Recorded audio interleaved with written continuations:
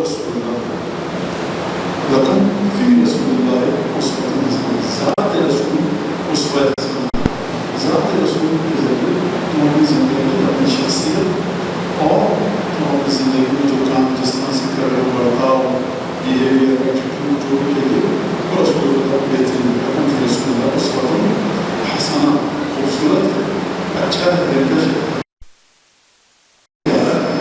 کس کے لیے؟ ہر ایک کے لیے، لمن کان یرجو اللہ والیوم الآخر، جو اللہ سے امید رکھتا ہے۔ اب اللہ سے کس چیز کی امید رکھتا ہے؟ یہ سوال۔ دوسری چیز والیوم الآخر، جس کو عقیدہ قیامت پر ایمان ہے، یعنی اس کا مطلب ہے کہ رسول اللہ کی سنت پر عمل کرنے کے دوران ایسا نہیں ہے کہ آپ کی زندگی کی تمام توقعات، ایکسپیکٹیشنز پوری ہو جائیں گی۔ اگر آپ کو بڑے اچھے طریقے سے عمل کریں سنت رسول اللہ پر تو زندگی بہت اچھی گزرے گی۔ یہ وعدہ کیا گیا ہے آئمہ نے، اہل بیت نے، کہ زندگی میں سکون آئے گا، لیکن زندگی میں کس طرح سے سکون آئے گا؟ ایک سکون یہ ہے کہ انسان چاہتا ہے بہترین پرتعالی زندگی ہو، اور ایک سکون یہ ہے کہ انسان یہ سمجھے کہ اس کے دل پر کوئی بوجھ نہیں ہے۔ دونوں میں فرق ہے۔ لہٰذا رسول اللہ کی زندگی سے جو اتنا نزدیک ہوگا وہ یہ نہ سمجھے کہ زندگی میں آسانی نہیں ہے، کیونکہ جو سب سے زیادہ رسول اللہ کی زندگی سے نزدیک تھا اور جو سب سے زیادہ رسول اللہ کی زندگی کے نزدیک تھے، سب سے زیادہ مشکل ترین زندگی کو انہوں نے گزاری۔ لہٰذا خدا تبارک و تعالیٰ اسی لیے فرمایا لمن کان یرجو اللہ والیوم الآخر، جو اللہ سے امید رکھتا ہے، کس بات کی امید رکھتا ہے؟ خدا مجھے اجر دے گا، اور جو اس بات کا یقین رکھتا ہے کہ قیامت میں حساب کتاب ہوگا، وہ اس زندگی کے لیے اپنے آپ کو تیار کر رہا ہے۔ لہٰذا یہی وجہ تھی کہ خداوند تبارک و تعالیٰ نے قرآن مجید میں فرمایا انما توفون اجورکم یوم القیامہ، دنیا میں یہ توقع مت رکھنا کہ جو تم اچھائی، نیکی، ایمانداری کے ساتھ فلاں جگہ پہ نوکری کر رہے ہو، فلاں جگہ کاروبار میں کسی کا ہاتھ بٹا رہے ہو، فلاں کسی کمپنی میں بہترین کام کیا، اور جو چاپلوسی، تملق کرنے والے، خوش آمدی، حاشیہ بردار، کاسا لیس، وہ آگے نکل گئے۔ کمپنی کا مالک ان کی عزت کر رہا ہے، آپ کی نہیں کر رہا، آپ کی عزت کہیں اور ہو رہی ہے، آپ کو نہیں دکھ رہا اس وقت۔ لہٰذا آپ اس بات کو سمجھیے، اور پہلا تحفہ جو آپ کو ملے گا اس عزت کا، آئمہ اہل بیت رسول اللہ آپ کی عزت کر رہے ہیں، وہ آپ کو ملے گا نیک اعمال کی توفیق کے سلسلے میں، اور دوسرا ملے گا جو تجربے نے بتایا، جو روایات جن کی جانب اشارہ کرتی ہیں، اولاد کی اچھائی کی صورت میں۔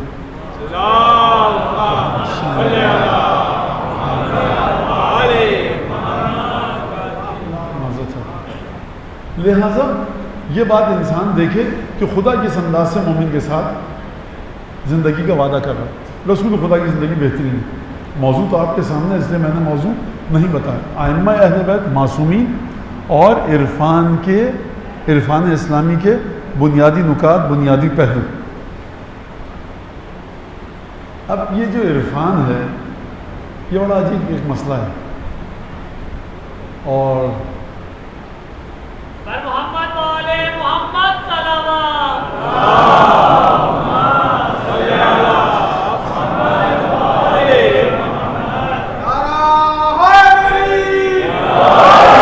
کچھ نہیں کیا جا سکتا۔ برائے صحت و سلامتی علماء حق بلند تر صلوات۔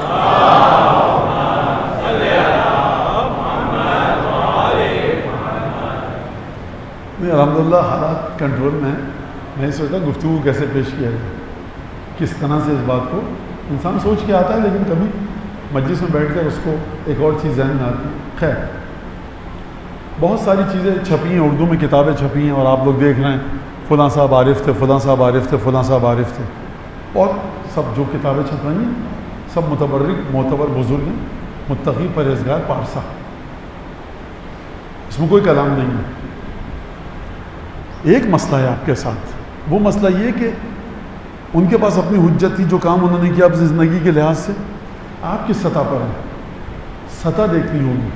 کبھی امیر المومنین نہج البلاغہ کا خطبہ دے رہے ہیں مسجد کوفہ میں، ہزاروں لوگ بیٹھے ہیں، سینکڑوں لوگ بیٹھے ہیں، کبھی کمیل کا ہاتھ پکڑ کے اکیلے صحرا میں لے کر جا رہے ہیں۔ تو یہ اس سطح کا خیال کتابیں جب ترجمہ ہوتی ہیں تو اس میں نہیں کیا جاتا۔ اور نجف کا، قم کا وہ بہت بڑا کوئی عارف، مجتہد، فقیہ، کوئی شک نہیں ہے اس کے اندر، اس کے تقوی میں آپ کتابیں پڑھیے، مطالعہ کیجیے، اس میں ذوق ایمانی بڑھتا ہے، ان کے واقعات پڑھتے ہیں، اور وہ تمام کی تمام چیزیں، یہ متقی تھے، اس مقامات پر پہنچے۔ لیکن نوجوان ایک غلطی کرتے ہیں، نوجوان کہتے ہیں، وہ ایک بزرگ گزرتے تھے تو ان کو جڑی بوٹی خود پکار کے کہتی تھی مجھ میں یہ علاج ہے، وہ یہ کرتے تھے تو استخارہ دیکھتے تھے تو پوری باتیں بتا دیتے تھے، وہ یہ کرتے تھے تو آپ نتیجے کو دیکھتے ہیں۔ جو 30-40 سال اس نے اپنے وجود کے چیتھڑے اڑا کر رکھ دیے، آپ اس کو نہیں دیکھتے، کھیل تماشا نہیں ہے یہ۔ میں مثال دوں، بچے بیٹھے ہیں، آپ دیکھتے ہیں بالر کو صاحب 186 کلومیٹر پر آور کی اسپیڈ جس نے گیند کرائی، واہ سبحان اللہ۔ آپ دیکھیے تو پہلے وہ کر کے کیا آیا ہے بیچارہ، پریکٹس کیا کر کے آیا ہے، کس طرح سے اس نے اپنی زندگی اور دنیا اور کو سب کو برباد کر دیا، ایک طرف اسی کام میں لگ گیا۔ جو بچہ ٹاپ کر رہا ہے، فرض کیجیے اچھے نمبر لے رہا ہے، آپ ایک طرف اس کی زندگی کو دیکھیں، نتیجے کو، جو اس نے پوری زندگی گزاری، شب و روز اس کے خاندان میں پکنک تھی، پارٹی تھی، شادی بیاہ، ولیمہ، انٹرٹینمنٹ، وہ سب کو بھول چکا تھا۔ وہ نماز، روزہ، واجبات اور پھر پڑھائی، اگر اس میں وقت بچ جائے تو پھر وہ ادھر ادھر نکلتا تھا۔ تو کسی بھی ایک چیز کو پانے کے لیے تمام چیزوں کو ثانوی حیثیت دینی پڑتی ہے، بیسک امپورٹنس، سگنیفیکنس اس ایک چیز کو دینی پڑتی ہے۔ لہٰذا میں آپ کی خدمت میں بتاؤں، یہ جن مراجع کے آپ نام سنتے ہیں، جن کو آپ نے دور دور سے دیکھا ہوا ہے، اور جن کو ہر شخص ایک موم کی ناک ہو گئی ہے کہ ہر شخص عجیب و غریب طرح سے باتیں کر رہا ہے، اس میں سیاسی اغراض و مقاصد بھی شامل ہیں، اور ایک شخصیت کو ایک اٹھایا جاتا ہے کبھی کسی کو، وہ اپنی چیزیں ہیں۔ تو آپ لوگ بہت دور بیٹھے، نہ آپ کو عربی آتی ہے، نہ آپ کو فارسی آتی ہے، نہ آپ کو کانٹیکسٹ پتہ ہے، نہ آپ کو لیول پتہ ہے۔ یہ آپ سمجھیے اس بات کو، آپ کو کچھ نہیں پتا کہ کون کیا کہہ رہا ہے۔ اور جو میں سوچا تھوڑی دیر کے لیے، میرے ذہن میں ابھی خیال آیا، میں نام کے ساتھ آپ کو واقعات بتاتا، نام حذف کر رہا ہوں۔ میں کیوں حذف کر رہا ہوں؟ کیونکہ نام بتانا ایک بڑی مصیبت ہے اور مشکل ہے۔ آپ جب عرفان کی بات کرتے ہیں تو ایک انسان ہے جس کو تعویذ لکھنے کی طاقت ہے، پرٹیکولر 4، 5، 10، 8 امام نے اس کو دی، کسی بزرگ نے دی، فرض کیجئے۔ اب اس میں ایک بحر زخار ہے، بحر زخار سمجھتے ہیں آپ کسے؟ بہت گہرا اوقیانوس ہے، جس کی گہرائی بھی ختم نہ ہونے والی ہے، اور جس کا سمندر بھی ٹھاٹے مارتا ہوا دریا ہے۔ یہ ہرکس و ناکس کے اترنے کی جگہ نہیں ہے۔ مولانا علم عرفان کیسے آئے گا؟ میاں تم بات سنو، نہیں ہے یہ کھیل تماشا۔ فلاں مرجع نے نجف کے اپنے فلاں شاگرد کو ذکر دیا، کیا کہنے، فلاں مرجع نے فلاں مرجع کو دیا۔ مثال دوں میں آپ کو اس کی، امیر المومنین نے کمیل کو ایک دعا دی، کیا کہنے، واہ۔ ایک دفعہ آپ کو دی جا رہی ہے، آپ کو دیکھ کر، ایک دفعہ عموم شیعوں کو دی جا رہی ہے اجازت۔ یہ سب فقہاء نے بحثیں کی ہیں۔ لہٰذا ہمارے اسی جگہ پر جو آپ علماء مراجع کے واقعات پڑھتے ہیں، یہ اتنے آسان نہیں ہے۔ کس سطح پر کون ہے اور اس کا استاد جو ہے وہ کیا کہہ رہا ہے۔ تو میں ایک نام دے دوں، بہت آسان سا نام ہے، لینے کی حد تک، شہرت کی حد تک، گہرائی بہت ہے۔ آغا خوئی کے استاد تھے اور نجف کے اعلام ثلاثہ میں سے حضرت آیت العظمیٰ شیخ محمد حسین نائینی۔ ناموں کو حذف کرتے ہیں کہ شدید بیمار تھے، داماد کہہ رہا ہے ان کا، یہ فجر کی اذان سے 3 گھنٹے پہلے اٹھ جاتے تھے۔ ڈاکٹر نے کہا دوا دے کر جا رہا ہوں، اٹھانا مت۔ بس کیسے نہیں اٹھانا، 70-75 سال کا بوڑھا، اور کیسے؟ کہا کہ نہیں، صبح کی اٹھ گیا تو اٹھ گیا، ورنہ کیسے ہو سکتا ہے؟ کہا کہ اچھا آنکھ کھلے گی حضرت آیت اللہ کی تو 3 گھنٹے گھڑی کو پیچھے کر دیں، کہ جب یہ 3 بجے اٹھیں گے، فرض کی 6 بجے اذان ہے، کہیں گے رات کے 12 بجے۔ اب داماد بیٹا بیٹھے ہیں، آیت اللہ العظمیٰ دوا دے کے گیا ہے، وہ اٹھ گئے 3 بجے رات کو، فرض کیجئے 3 گھنٹے پہلے فجر سے۔ کہا کہ وضو کا انتظام کرو مجھے۔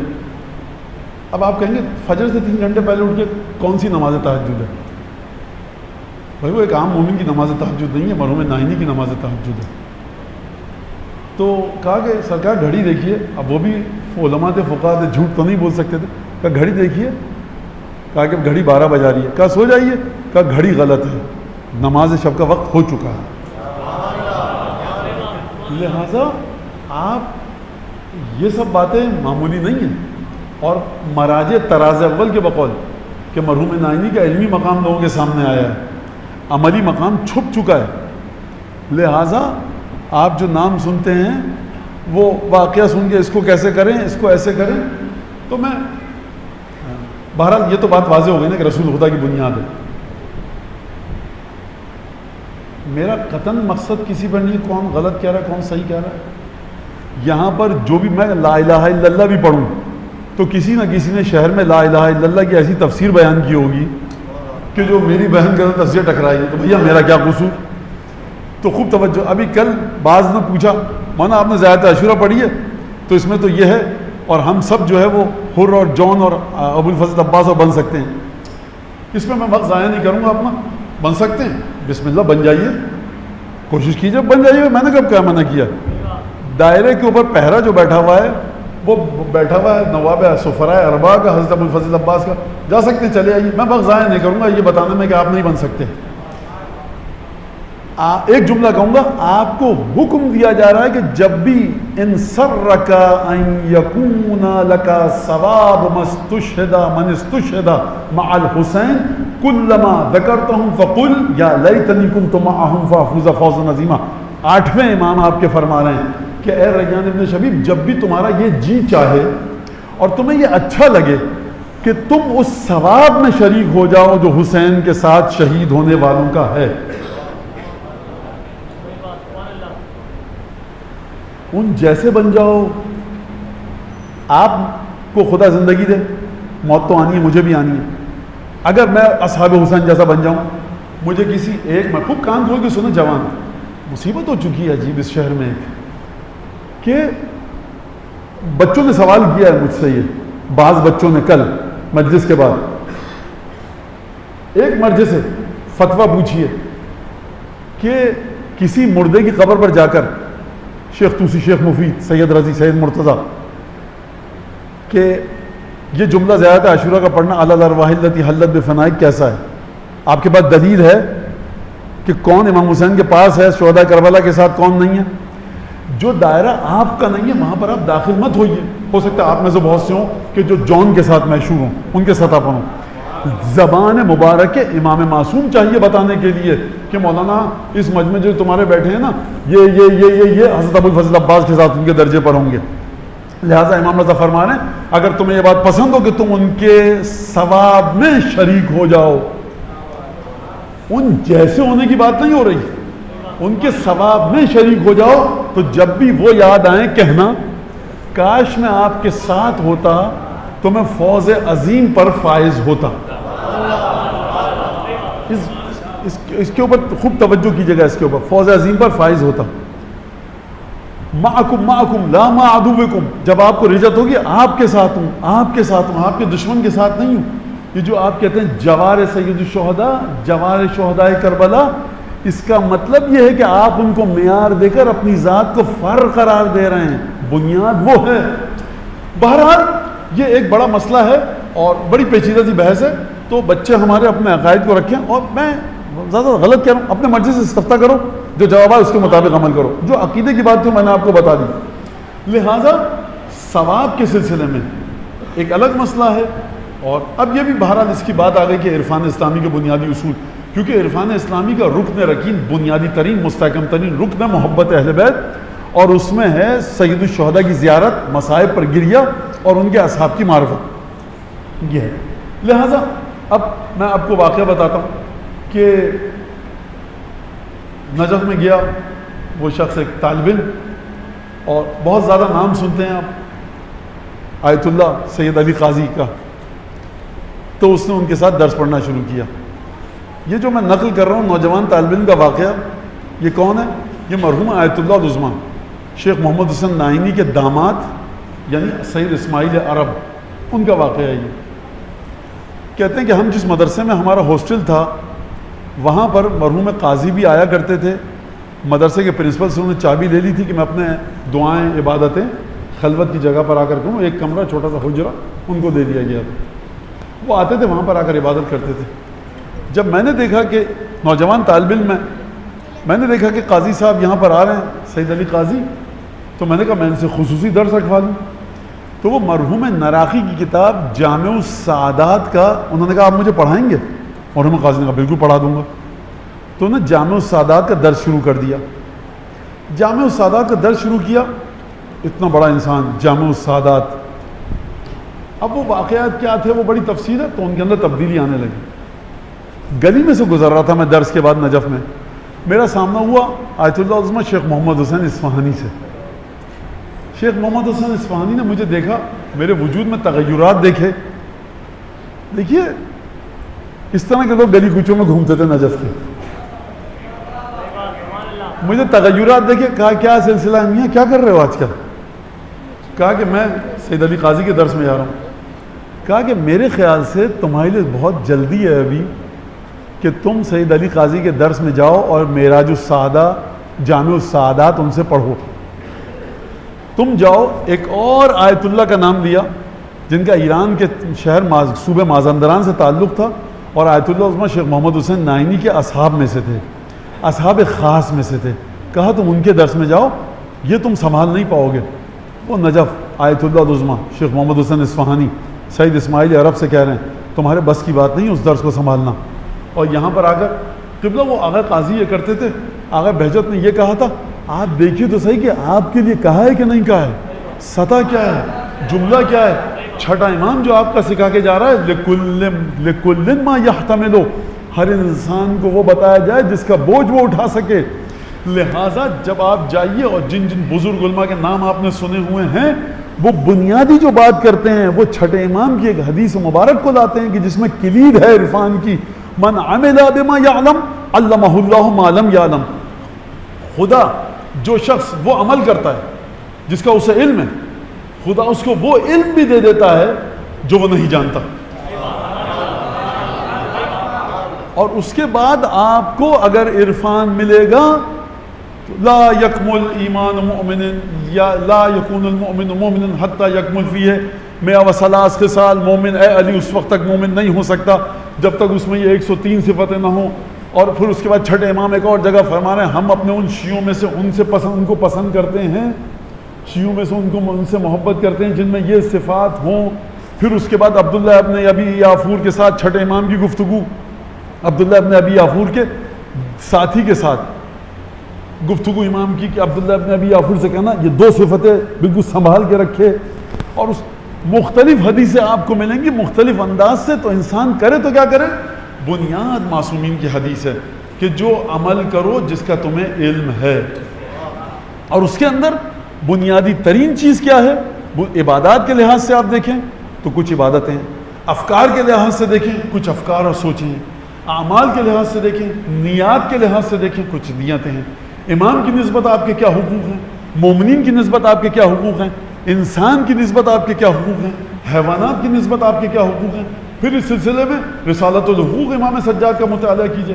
اس سلسلے میں مناجات شعبانیہ, مناجات شعبانیہ کا رسالت الحقوق سے کیا رشتہ, مناجات شعبانیہ کے رسالت الحقوق کے ساتھ کیا تعلق. رسالت الحقوق پر عمل کریں گے اور عمل کرنے کے بعد وہ تحفے ملیں گے جو مناجات شعبانیہ میں.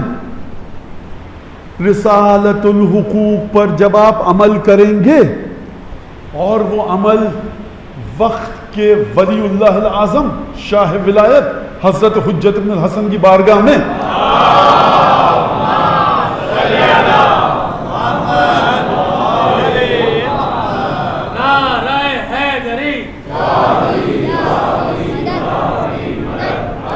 اگر آپ رسالت الحقوق پر عمل کریں گے, اپنی عبادتوں پر عمل کریں گے, جو اور آپ کی یہ عبادتیں حضرت حجت کی بارگاہ میں شرف قبولیت پائیں گی. مولانا ہم تو سمجھتے تھے کہ ہماری عبادت خدا کے پاس جاتی ہے, تو آپ الگ کر لیجئے امام کو خدا سے, تو پھر جہاں بھیجنا ہے عبادت کو بھیج دیجیے. ہمارا یہ عقیدہ ہے کہ ہمارے اعمال ہمارے معصوم کے پاس پیش ہوتے ہیں. اگر وہاں پر قبول ہوئے اور اس ہستی کے ارادے اور مشیت نے مناسب سمجھا کہ آپ کو کچھ درجات عطا کیے جائیں تو درجے عطا ہوں گے, ورنہ درجے عطا نہیں ہوں گے. انہوں نے بھی 40 دن تک زیارت عاشورہ پڑھی, ان کے ساتھ تو یہ ہو گیا, میرے ساتھ کیوں نہیں ہوا؟ زیارت عاشورہ کس کی ہے؟ امام باقر کی. کس کے لیے پڑھی؟ آئمہ مولا عباس بی بی ام البنین. تو ان کے لیے پڑھی کا مطلب سمجھتے ہو کیا ہے؟ کیا ہے؟ یعنی ان کے پاس گئی. اچھا پھر جو چیز جس کو دے دی اب اس کی مرضی ہے نا اس کے اندر جو تغیر تبدل کر کے واپس لوٹائے. بھائی وہ ہستی نہیں لوٹا رہی. آپ کو اپنی شرعی ذمہ داریاں ڈٹ کر جم کر اور بڑی مضبوطی اور استحکام کے ساتھ انجام دینی ہے. بنیادی لحاظ سے آپ اپنی ذمہ داریوں کو سمجھیے.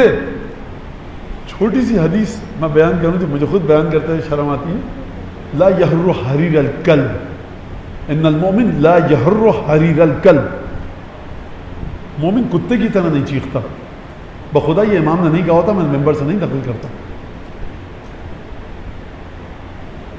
مرحوم شیخ محمد حسین اصفہانی کے بارے میں شاگردوں کی شکایت یہ تھی, آپ اتنا دھیما بولتے ہیں کہ کبھی کبھی دقت ہوتی ہے سننے کے لیے.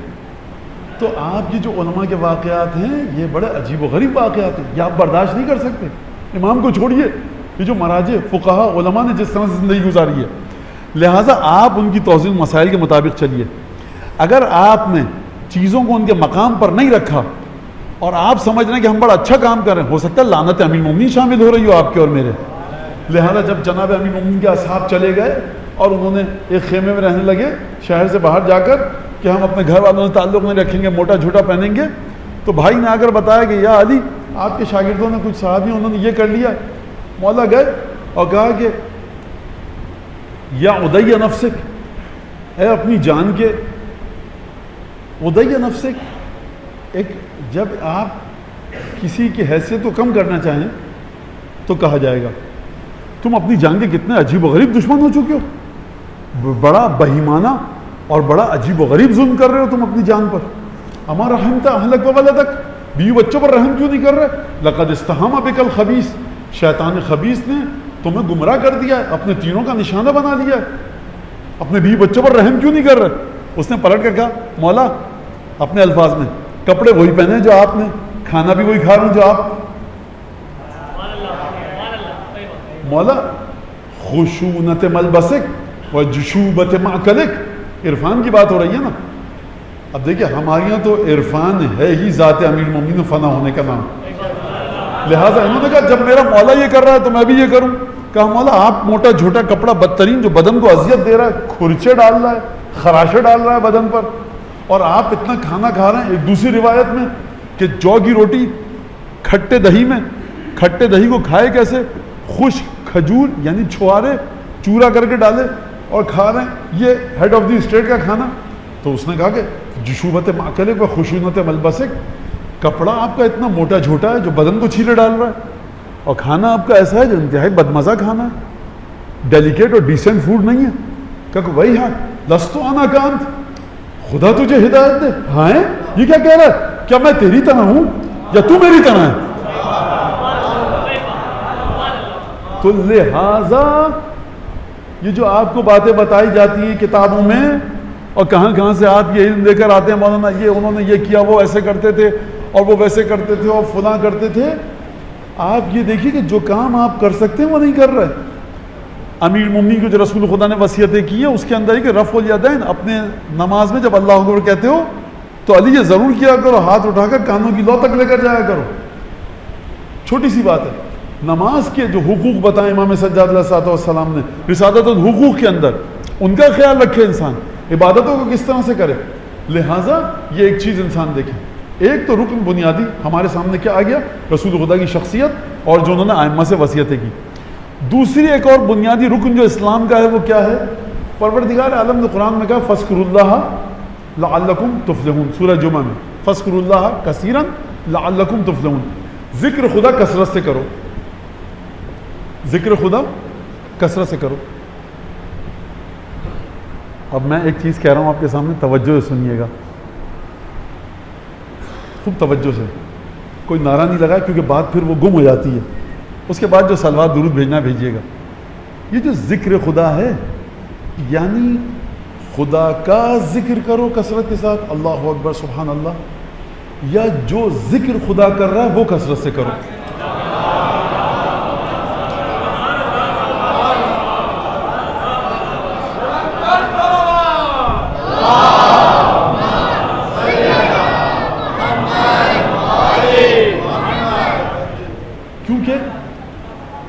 ذکر اللہ, اگر آپ کہیں فذکر اللہ تو آپ ترجمہ یہ کرتے ہیں ذکر اللہ, تو خدا کا ذکر کرو. معصومین نے فرمایا تسبیحات اربع ہمارے پاس. سرکار اللہ اکبر سبحان اللہ الحمدللہ ہے ہی ہماری ملکیت, کیونکہ جس بیوی کی مودت ہمارے دل میں ہے اس کی ملکیت ہے. لہٰذا تو یہ ہم اس کو غلط نہیں کہہ رہا کہ میں ذکر خدا ہے, لیکن کیا صرف یہی ذکر خدا ہے؟ نہیں. آٹھویں امام نے فرمایا کہ خصال صدوق میں شیخ صدوق نے روایت نقل کی ہے کہ خداوند تبارک و تعالیٰ کا ہر معصیت کے وقت خدا کو یاد کرو, یہ ذکر خدا ہے. یاد آنا, خدا کو یاد کرنا. پھر اس کے بعد ذکر خدا اگر اس معنوں میں کہا جائے خدا جو ذکر کر رہا ہے تو خدا ایک ہی ذکر کر رہا ہے. قرآن مجید میں ان اللہ و ملائکتہ یصلون علی النبی,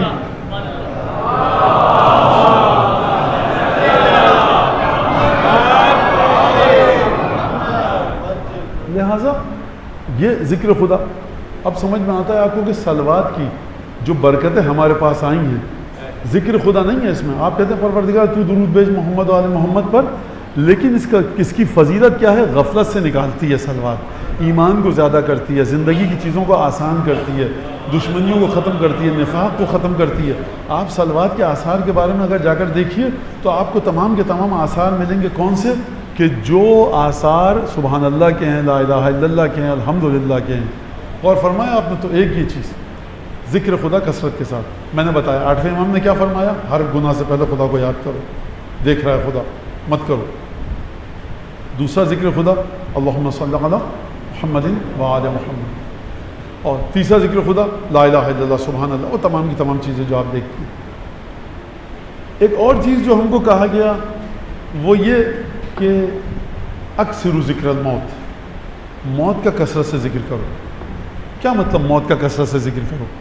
یعنی تسبیح لے کر آپ بیٹھ جائیے الموت الموت الموت کہتے رہیے. شاید اس میں فائدہ ہو, لیکن یہ روایت میں اس طرح سے نہیں آیا ہے کہ آپ الموت الموت الموت کہتے ہیں. بلکہ کیا مطلب, یعنی ہر کام سے پہلے انسان یہ سمجھے کہ پروردگار عالم اس سے حساب لے گا. موت کا مطلب کیا؟ اس سے حساب لے گا. چھٹے امام کی حدیث ہے اور رسالت ماب کی بھی حدیث ہے اور امین المومنین سے بھی نقل ہوئی ہے کہ ما خلق اللہ یقینا لا شک فیہ, خدا نے ایسے یقین کو خلق نہیں کیا جس میں کوئی شک نہیں ہے. یعنی خدا نے ایک یقین کو خلق کیا ہے جس میں کوئی شک نہیں ہے. کہ لا یقین فیہ, کہ ایک خدا نے کس طرح سے خلق کیا تھا؟ یقین کو خلق کیا تھا جس میں کوئی شک نہیں تھا. ما خلق اللہ یقینا لا شک فیہ, خدا نے ایک ایسے یقین کو خلق کیا جس میں کوئی شک نہیں تھا. یعنی آپ دودھ کا برتن رکھتے ہیں, ہونا یہ میں دودھ کا برتن میں نے خلق کیا, اس میں کچھ پانی نہیں ہے. وہ ہو کیا گیا؟ اب وہ ہو گیا کہ شکن لا یقین فیہ. اب اس کی ماہیت حقیقت بدل گئی ہے کہ وہ پوری مشکوک ہو چکی ہے جس میں کوئی یقین نہیں ہے. اشبہ من الموت, موت سے زیادہ کوئی یقین نہیں ہے جس کو خدا نے یقینی صورت میں خلق کیا تھا. ہر انسان کہتا ہے کہ مرنا, فاسق و فاجر ترین انسان, اس کا انٹرویو پڑھیے آپ, وہ کہہ رہا ہوگا میں کتنا اور زندہ ہوں. اگر نہیں پتہ ہے تمہیں کہ تم زندہ نہیں ہو تو یہ لوگوں کے گلے کیوں کاٹ رہے ہو, جیبیں کیوں کاٹ رہے ہو, بیواؤں کو بیوہ کیوں بنا رہے ہو, بچوں کو یتیم کیوں کر رہے ہو, مال کی لوٹ کھسوٹ کیوں جاری ہے. وہ بھی کہتا ہے میں چاہتا ہوں بچوں کو اچھا مستقبل دے کے چلا جاؤں.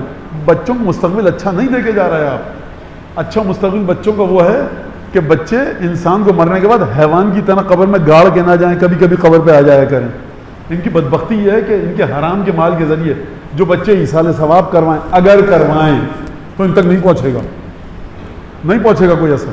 لہٰذا فاسق و فاجر ترین شخص, میں 30 سال زندہ ہوں, 40 سال زندہ ہوں, 20 سال زندہ ہوں, 10 سال زندہ ہوں, یہ کہہ رہا ہے. یقین ہے اس کو, لیکن اس کے ذہن میں ہے یقین, لیکن معاملہ کیا کر رہا ہے, برتاؤ کیا کر رہا ہے, سلوک کیا کر رہا ہے, شکن لا یقین فیہ, ایک ایسی مشکوک چیز کی طرح یقینی چیز کا ذکر کر رہا ہے جس میں کوئی یقین نہیں ہے. وہ سب سے زیادہ کون سی چیز ہے ایسی؟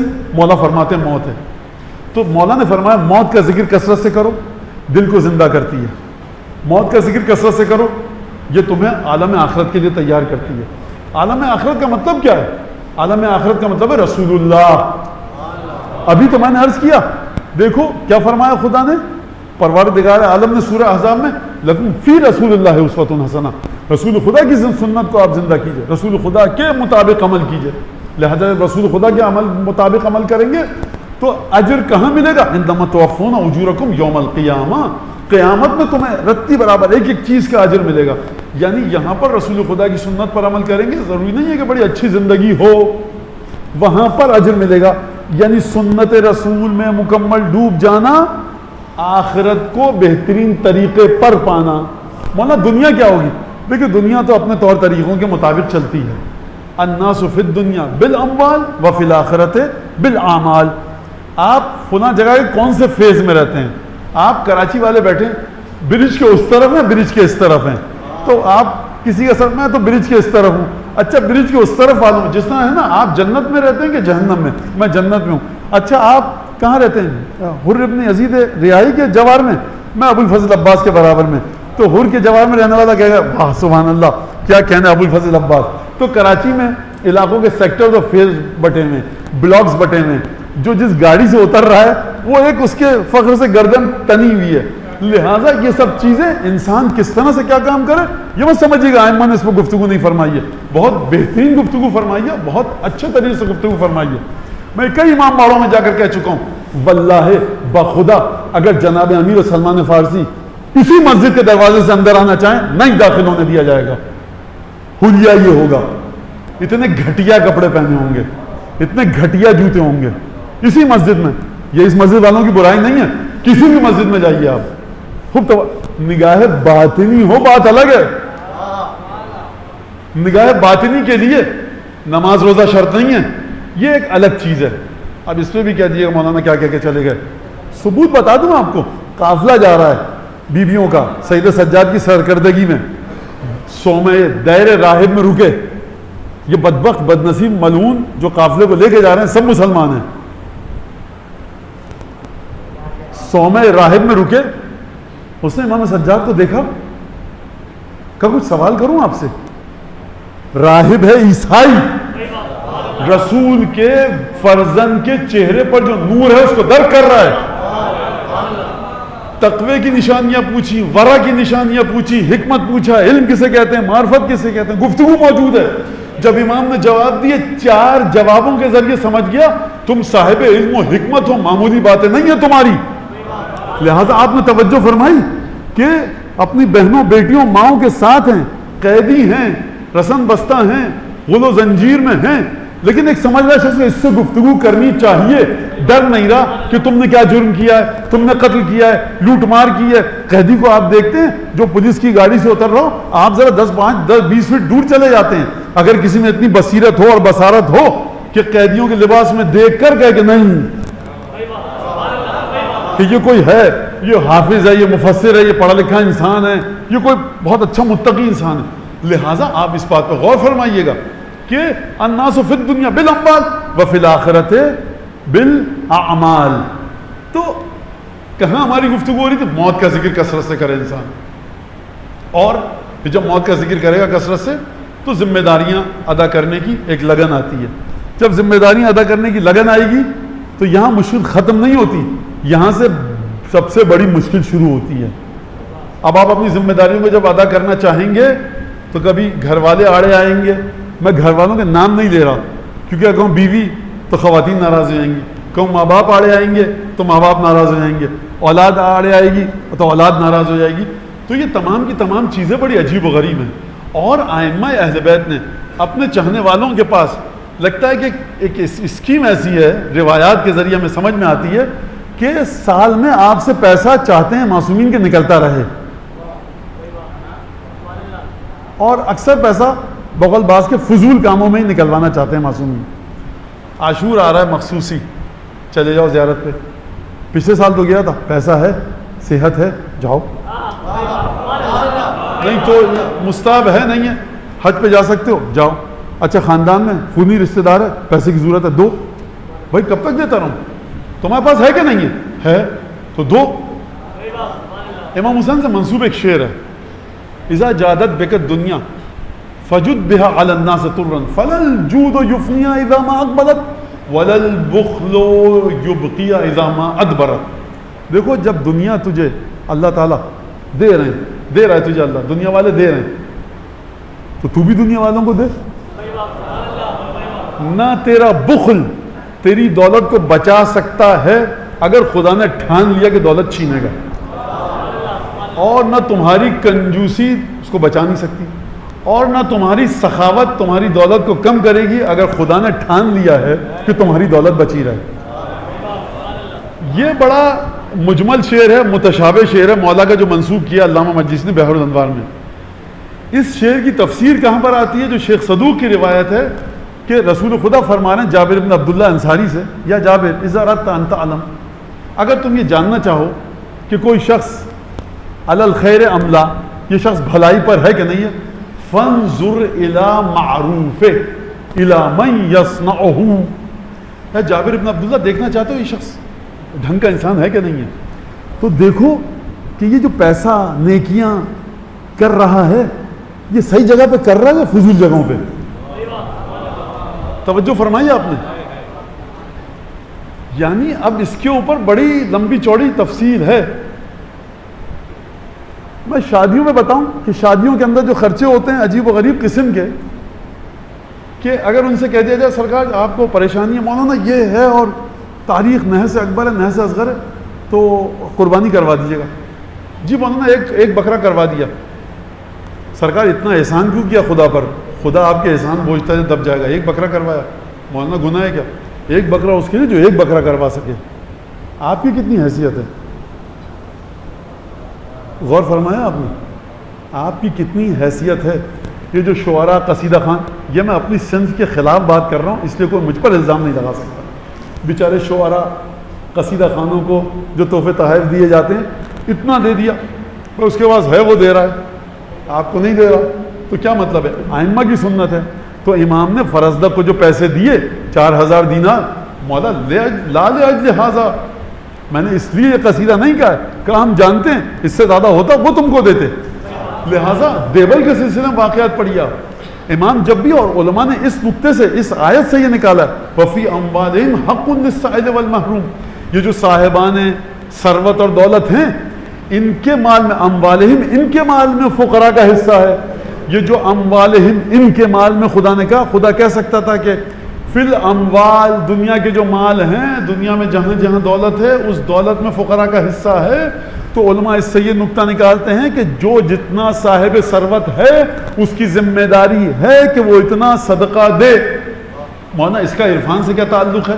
اس کا عرفان سے یہ تعلق ہے کہ وقت ہونے والا ہے ختم اور مشکل آن پڑی ہے. لہٰذا اب میں آپ کے سامنے جناب امیر المومنین کو جو رسالت مآب صلی اللہ علیہ وآلہ وسلم نے وصیت فرمائی,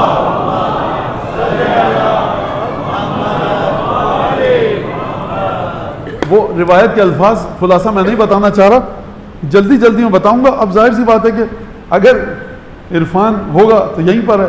اور دوسری بات, عبداللہ ابن یعفور کا ساتھی آتا ہے امام صادق کے پاس, سلام کہتا ہے یا ابن رسول اللہ ابن ابی کحمس, آتا ہے کہتا ہے کہ ابن رسول اللہ عبداللہ ابن یعفور, ابی یعفور ہے نا آپ کا صحابی شاگرد,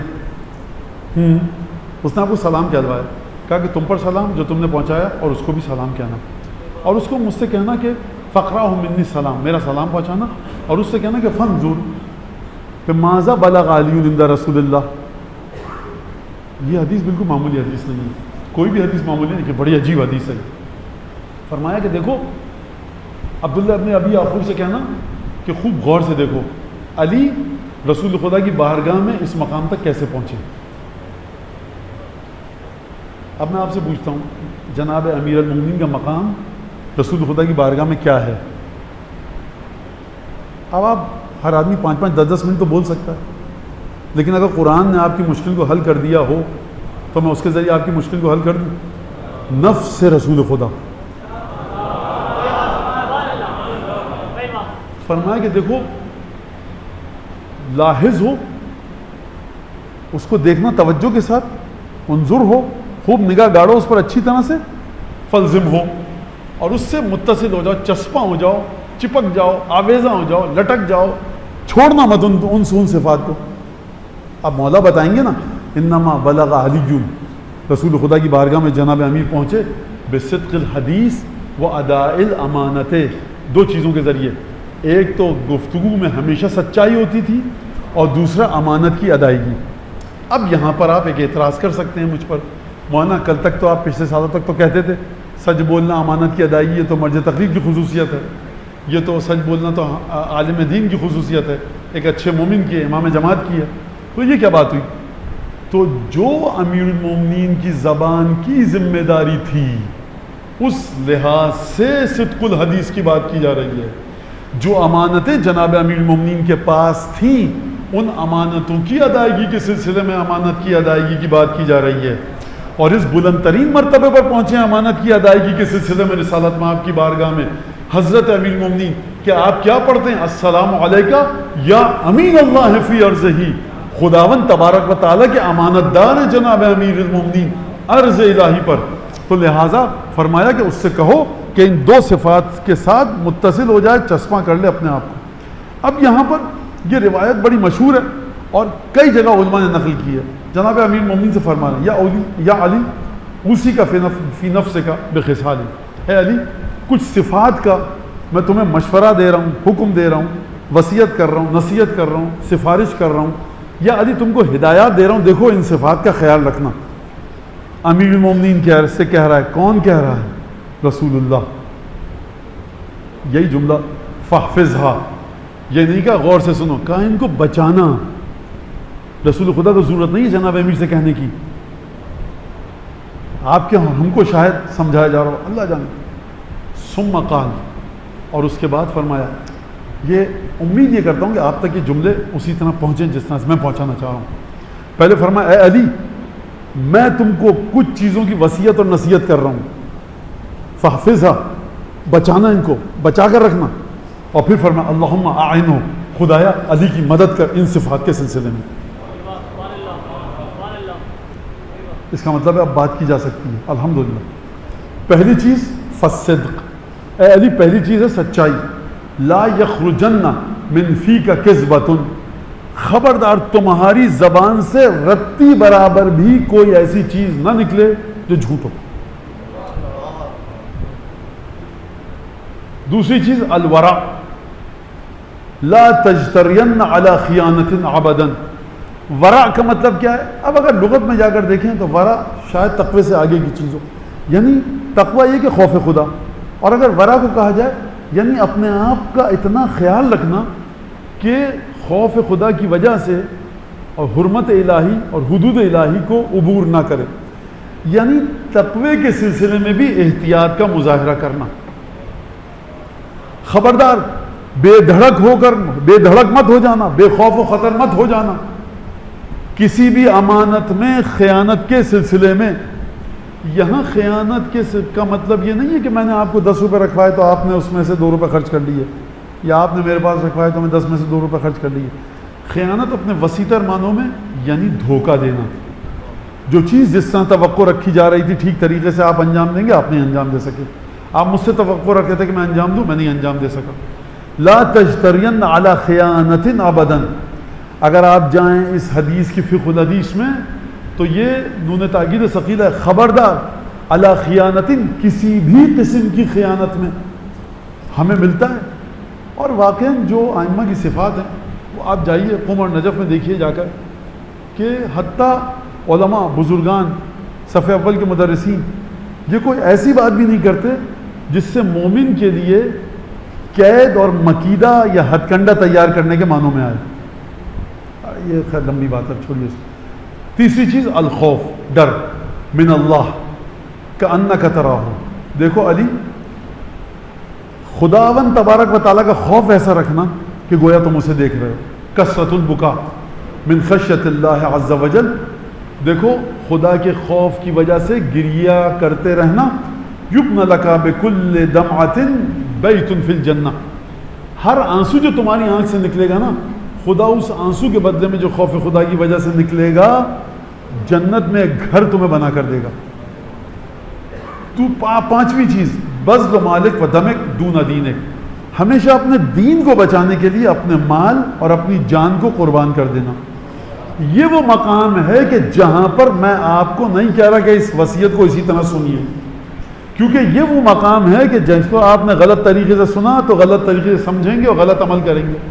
یہ وہ جگہ ہے کہ جہاں پر بقیہ چیزوں میں بھی اور اس چیز میں اپنے مرج تقلید کی توضیح مسائل کو فالو کیجیے کہ کس مقام پر آپ کو کتنا مال دینا ہے اپنے دین کو بچانے کے لیے, کتنی جان دینی ہے دین کو بچانے کے لیے.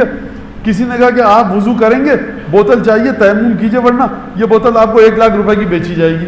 1 لاکھ روپیہ آپ کے پاس تھا, مولانا نے حدیث پڑھی تھی میں دے دوں, اپنے مرضی سے پوچھیے کیا 1 لاکھ روپیہ دینا اس بوتل والے کو مجھ پر واجب ہے؟ تیمم کرنا مجھ پر واجب ہوگا.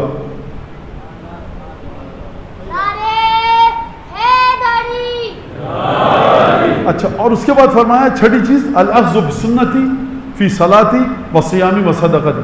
دیکھو جس طرح سے نماز, روزہ اور صدقے میں میری سنت ہے, تم نماز, روزے اور صدقے میں میری سنت کے مطابق چلنا. کیا مطلب ہے اس بات کا؟ یعنی رسول سے بڑھ کے کوئی اور چیز ہوتی. علی ابن ابی طالب ہیں, عرش کے راستوں سے واقف ہیں. علی جب جی چاہے خدا سے گفتگو کرنا کہ تمہیں صدقہ کیسے دینا ہے, نماز کیسے پڑھنی ہے, روزہ کیسے رکھنا ہے. شان رسالت اگر آپ کو کوئی بتائے گی ایک واحد ہستی کائنات میں تو یا علی ہیں یا سیدہ ہیں یا حسن ہیں یا حسین. یعنی میری سنت کو زندہ رکھنا, میری سنت کو باقی رکھنا. ہم جناب امیر المومنین کی فضیلت کو بیان کرتے ہیں کیا کہہ کر کہ سنت رسول خدا کو زندہ کیا, لہٰذا اس کے بعد ہم جتنے فضائل جناب امیر کے بیان کریں, کوئی ہم پر یہ الزام نہیں لگا سکتا کہ ہم جناب امیر کو بڑھا چڑھا دیتے ہیں. اور جب ہم جناب امیر کو نعوذ باللہ بقول باز کے بڑھا چڑھا کر بیان کر رہے ہوتے ہیں تو جناب امیر کو تھوڑی بیان کر رہے ہوتے ہیں, سنت رسول خدا کی تعالی و ترقی کو بیان کر رہے ہوتے ہیں, کیونکہ سنت رسول ہے ہی جناب علی ابن ابی طالب کے ذریعے. فرمایا دیکھو وہ علیہ میری سنت کو باقی رکھنا فی صدقتی و صیامی و صلاتی. ایک تو یہ میری روزوں کے سلسلے میں. کیا مطلب؟ کس طرح سے روزوں کے سلسلے میں 3 روزے رکھنا ہمیشہ. کون سے 3 روزے؟ ہر چاند کے مہینے کی پہلی جمعرات, ہر چاند کے مہینے کا وسط میں جو بدھ آئے, اور ہر چاند کے مہینے کی آخری جمعرات. اس میں روزہ رکھنا. نماز کے سلسلے میں کیا کرنا؟ 51 رکعت نماز پڑھنا, تہجد. اور دیکھو صلاۃ زوال ضرور پڑھنا. صلاۃ زوال مطلب 8 رکعت نماز کہ جو آپ ظہر کی نماز سے پہلے نافلہ پڑھتے ہیں. امام باقر علیہ السلام کی روایت ملتی کہ صلاۃ التوابین کا ہے 5ویں امام نے اس کو. اب یہاں پر ہمارے بزرگوں نے بھی کہا, مراجع علماء نے. اب وہ کہا جاتا ہے فلانا آیت اللہ بڑا خیال رکھتے تھے. آپ جا کر دیکھیے تو صحیح کہ ریشہ اور جڑ کہاں پر ہے. جو جڑ ہے ہماری وہ ائمہ کی حدیثوں میں. فرمایا کہ یہ ان 9 چیزوں کا خیال رکھنا. اچھا, صدقے کے سلسلے میں میری سنت کا خیال رکھنا کیسے؟ اب آپ یہ سنیے. اما صدقہ, صدقے میں میری سنت کا خیال رکھنا. یہ خدا کو گواہ کر رہا ہوں, 4 معصومین کو, خصوصاً حضرت حجت کی ذات بابرکت کو, کہ میں صرف حدیث بتا رہا ہوں آپ کو. اس حدیث سے میرا کوئی تعلق ہے نہیں. فرمایا فجہدک حتی یقال اسرفت ولم تسرف. علی اتنا صدقہ دو, اتنا صدقہ دو, اتنا صدقہ دو. کتنا صدقہ دو؟ صبح تک کہتے رہیے اتنا صدقہ, اتنا, یہاں تک کہ لوگ یہ کہیں اسرفتا, علی صدقے میں تم نے اسراف کیا ہے. لیکن علی میں کہہ رہا ہوں ولم تسرف, تم نے اسراف نہیں کیا. تو حضور یہ جو معمولی سونے چاندی کے سکے, روٹیاں, ابا کبا نالین, دودھ دہی گھی تیل شہد علی اپنے حصے کا صدقے میں دے رہے ہیں. آپ اس میں برابری نہیں کر سکتے جناب امیر المومنین کی روح ہے, علی سے کہاں مقابلہ کریں گے. یہ کہا جائے کہ اسرفت ولم تسرف. اب یہ صدقہ اسلامی روایات کے مطابق صدقے کی جڑیں یہ دیکھیے ائمہ کی حدیثیں کس طرح سے سمجھا جائے. یہ واقعاً بڑا مشکل کام ہے کہ کون سی چیز ائمہ کی اچھی صفات کس چیز سے متصل ہوتی ہیں اور کون سی صفات کی جڑیں کہاں پر ملتی ہیں آپ کو. صدقے کی جڑ کہاں پر ہے؟ صدقے کی جڑ مال میں نہیں ہے, صدقے کی جڑ ہے توکل اور حسن الظن باللہ. توکل کتنا ہے, خدا سے خوشگمانی کتنی ہے. مال سے کوئی تعلق نہیں ہے صدقے کا. اگر مال سے ہوتا تو وہ بیوی صدقہ نہ دیتی اپنے گھر کا پورا گندم جس کی چادر میں 10 پیون لگے تھے. مدینے میں کئی مالدار تھے, آیتیں صرف سیدہ کے صدقے پر اتری.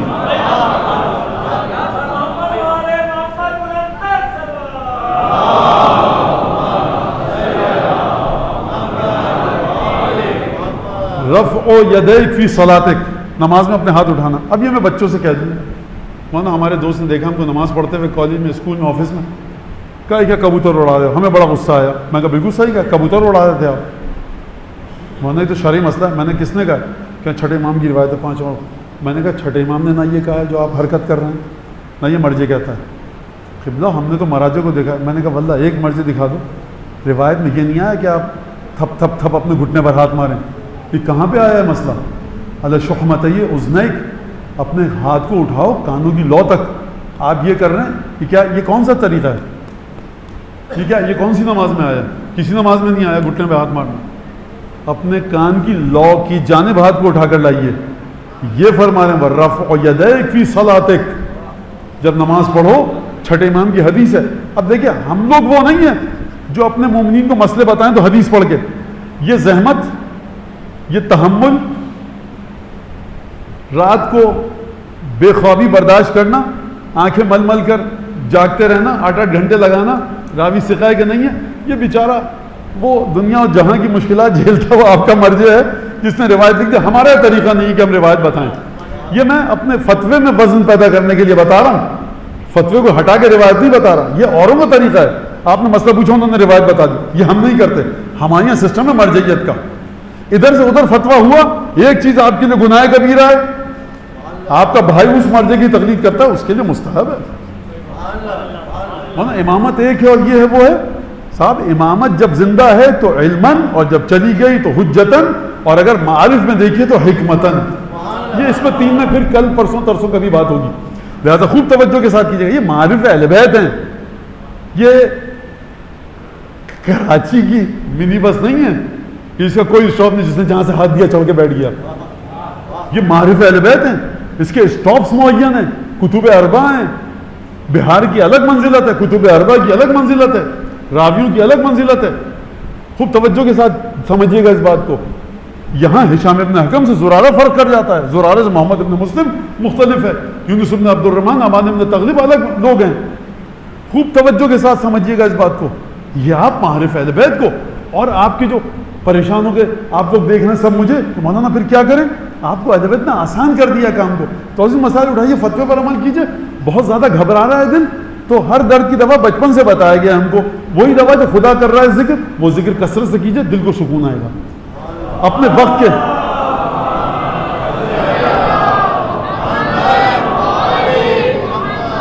وقت کے امام کو قرآن پڑھ کر ہدیہ کیجیے.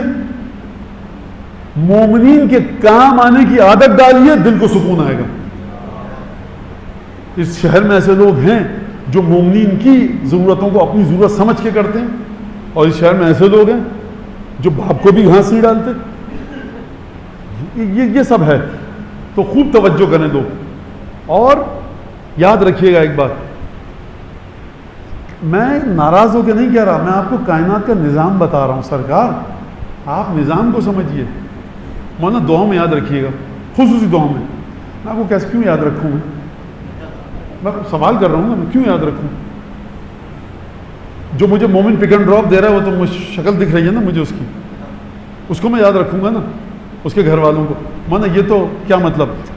بھائی طبیعت انسانی کا تقاضا ہے کہ جس کے اس کے ساتھ تعلقات ہوتے ہیں ان کو یاد رکھتا ہے. جس مومن کے ساتھ محشور ہوں، دوستیاں ہیں، تعلقات ہیں، حال احوال ہو رہا ہے، آپ بتائیے نا مجھے. یہ ہو سکتا ہے. لہٰذا لیکن جو مجھ سے کہتا ہے میں اس سے کہتا ہوں آپ نے کہہ دیا، اب دوبارہ مت کہیے گا. میں یاد رکھوں گا آپ کو کہ ایک صاحب نے جو 3 محرم کو مجھ سے نکلتے وقت کہا تھا، ان کی حاجتیں پوری فرما. دعا ہے. اس کا مطلب نہیں کہ میں نعوذ باللہ کوئی بہت بڑی چیز ہوں، مومن ہوں آپ کی طرح کا. آمین. مومن سے محبت ہے. خدا ہو سکتا ہے تیر چلائیں اندھیرے میں ہمارا نشانے پہ لگ جائے، آپ کے لیے مشکل، اس میں کوئی حرج نہیں ہے. لیکن یاد رکھیے گا دعائیں سب سے زیادہ لگتی ہیں والدین کی، خونی رشتہ داروں کی. اور ان سب کی دعاؤں کے اوپر اس ہستی کی دعا ہے جس کی دعا رد نہیں ہوتی ہے. وہ دعا کس کی ہے؟ وہ دعا ہے جب خدا خود اپنی بارگاہ میں ایک چیز کو ارسال کرے اور اسی چیز کو تلقی کرے. ایک چیز ایسی ہے ٹرانسمٹ بھی، ریویل بھی خدا کرتا ہے، ریسیو بھی خدا کرتا ہے. کون سی چیز ایسی ہے؟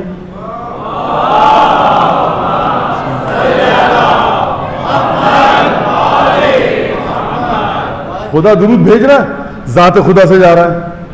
آپ نے کہا خدا کیوں درود بھیج؟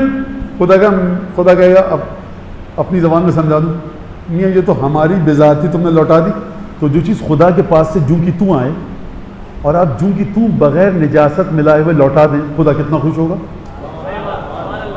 غور فرمایا آپ نے؟ تو لہٰذا صلوات کی جتنے فضائل آپ سوچ نہیں سکتے آپ صلوات کے فضائل. میں کیوں کہہ رہا ہوں سوچ نہیں سکتے؟ کیونکہ صلوات کا وزن ہے نا خدا کی خدائی سے بھی آگے ہے. اچھا خدا کی خدائی کا مطلب پتہ ہے کیا ہے؟ اردو میں سمجھ لیجئے، خدا کی خدائی کا مطلب ذات خدا نہیں ہے، خدا کی خدائی کا مطلب ہے خدا کی مخلوقات. خدا کی خدائی سے آگے کی بات نہیں کر. لہٰذا اب یہاں پر خوب توجہ کیجیے گا. اور اس کے بعد اور اس کے ساتھ ساتھ حضرت حجت کی دعا. یہ جو آپ کو حضرت حجت 12ویں آقا کی وصیتیں پہنچی ہیں، عاشورہ زیادہ عاشورہ کیوں نہیں پڑھتے، جامع کبیرہ کیوں نہیں پڑھتے، قرآن پڑھنے کی عبادتیں یہ کس کے لیے آئی ہیں؟ یہ میکائیل اور اسرائیل کے لیے آئی ہیں یا مومنین کے لیے آئی ہیں؟ اس پر توجہ فرمائیے گا. لہٰذا عبادتوں کو اپنی زندگی میں لائیے. تسبیح سیدہ پڑھنے کی عادت ڈالیے. کس طرح سے؟ آرام سے. وہی قبلہ وہ سنا نجف میں ایک مرج تقلید تھے، وہ کہ کوئی آدھے گھنٹے میں پڑھتے تھے، اتنا گریا کرتے تھے، ہم سے نہیں ہوتا. سرکار اب یہ بچوں کے لیے کہہ رہا ہوں میں، اسپورٹس کار کا انجن دیکھا ہے آپ نے؟ 10,000 ہارس پاور کا ہے. اس کو اٹھا کر آپ اپنی سائیکل میں لگا دیجئے، کسی کام کا نہیں ہے. پہلے وہ وجود بنائیے کہ جو اس روح کو برداشت کر سکے. وہ جو مرج تقلید ہے وہ آپ کے لیے حجت نہیں ہے، اس کا اپنا معاملہ ہے. آپ اسی طرح سے اللہ اکبر اللہ اکبر اللہ اکبر آرام سے پڑھیے. تو یہ سادی چیزیں. بھارت میں آؤں، اس کو ختم کروں، مسائل کی طرف آؤں. اور اس کے بعد علیک بالسواک عند کل وضوء و صلاۃ. مسواک کیا کرو ہر نماز سے پہلے اور ہر وضو سے پہلے. مسواک کس سے؟ عرق کی لکڑی ہے جو مکے سے آتی ہے، مدینے سے، عرق جس سے رسول خدا مسواک کرتے تھے. اور پھر فرمایا علیک بمحاسن الاخلاق. اچھے خوبصورت ترین جتنے اخلاق ہیں علی ان پر سوار ہو جاؤ، ان کو اپنی ملکیت میں لے لو، ان کو اپنی روح کے اندر مدغم کر لو. وعلیک بمصاب الاخلاق. اور برے اخلاق سے خبردار، پاس مت جانا. فاجتنبها، دور کر دو. فإن لم تفعل، اگر تم نے یہ کام نہیں کیا، فلا یلومن الا نفسک، تو کوئی بھی مشکل آئے تو سوائے اپنے کسی اور کو ملامت نہ کرنا. یہ کہا تھا، فرمایا تھا رسول خدا نے. تمام کی تمام گفتگو جناب امیر سے، لیکن ہے در حقیقت جناب امیر کے ذریعے جناب امیر کے چاہنے والوں کو. تو اب آپ دیکھیے، مجھے یہ بتائیے کہ جب جناب امیر یہ فرما رہے ہیں اس طرح سے نماز کے سلسلے میں، تو اب آپ ان کی اولادوں کی نماز دیکھیے. سید ساجدین نماز کیسی؟ جناب زینب کی نماز. مجھے نہیں پتا کہ میں جو جملہ کہنے والا ہوں بی بی کی نماز کی فضیلت بیان کروں یا بیوی پر ہونے والے ظلم کا بیان کروں. مقتل میں آپ نے پڑھا ہے نا، ذاکروں سے سنا ہے، یعنی بھتیجے کو جو امام وقت ہے اس کو تعجب ہوا. یہ معمولی جملہ نہیں ہے. پھوپھی اماں، یہ آپ بیٹھ کے نماز تہجد کیوں پڑھ رہے ہیں؟ میں آپ کو اس مصیبت اور ان مسائل کی گہرائی میں ذرا لے کے جاؤں. بھتیجا امام وقت ہے، جانتا ہے کہ پھوپھی کئی پہر کی بھوکی پیاسی ہیں. اس کا مطلب ہے بھتیجا جانتا ہے کہ میری پھوپھی پر بھوک و پیاس غلبہ نہیں پا سکتے. جتنی ہی بھوکی ہو، جتنی پیاسی ہو، میری پھوپھی بیٹھ کے نماز شب نہیں پڑھے گی. تقوی اور پاکیزگی کا یہ عالم ہے. تکلیف دہ ترین سفر کر کے آئی ہیں ناقے پر بیٹھ کر.